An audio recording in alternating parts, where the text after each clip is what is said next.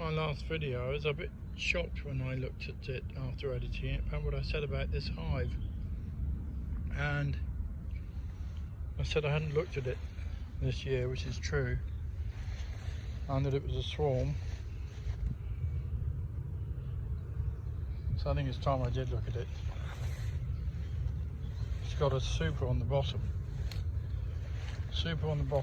a brood box, and then a super above that, and it could probably do with, I think that's a crown board above that. So it's got no queen excluder, and the final super I bet isn't, and it's above the crown board, so it could be not fully set up.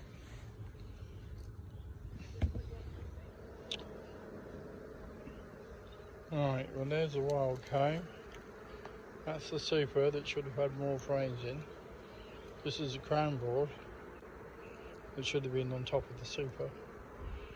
There's the spare frame. So now I've got to try and put it all together. Take off the crown board. I can put a new super on, and then they're a bit fat, those frames, because haven't had the constraints of other frames next to them. So see how we can get on. Yeah, this super's full of honey, jam-packed full by the looks of things. Not much room in there. No wonder they had to go up into the. Right, that's the easy bit. An empty super put on top. Now we've got to deal with that, and that, and that.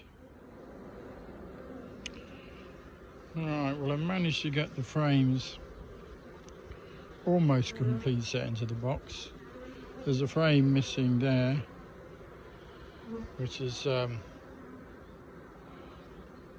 too fat, those two, to get a frame in between, so they'll just have to live like that. The others are a bit of a squash and a squeeze, but anyway, that's a box full of. Alright, a box feeder on top of a brood box. This is on top of a super. So now we've gone from one extreme to the other. No space at all, to plenty of space. That's all the honeycomb that was made in the blank space where the frame should have been. I guess it won't take them too long to clean that out. Next time I come, I expect to see all the honey gone, and then beginning to move the wax around and make shapes out of it. But what a mess, eh? And these are the two brood boxes that the first swarm of the year moved into. Well, the first swarm of the year here, anyway. I haven't looked at them before, so I thought I might as well have a quick look. It's getting late. Still not raining. Rain is promised for tonight, but it's still not raining. I had a look in this poly box, and these bees are about to swarm. They've got queen cells in there.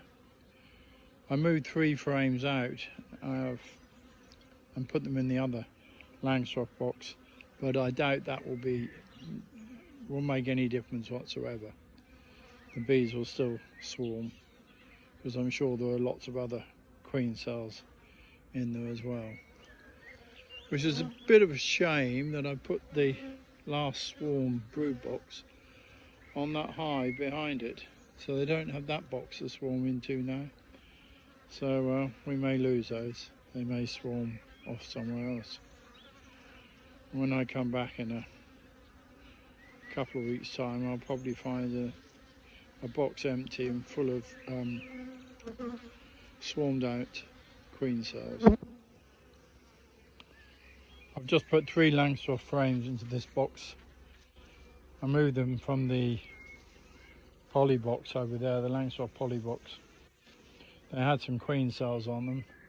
I was expecting this box to have had a a laying queen by now, but it didn't have that many bees in, and I think it's possibly failed to produce a laying queen. Anyway, if there is a virgin queen in there, she can tear down the queen cells, and the bees can hatch out some brood. And we'll see in a couple of weeks' time how or what's happened.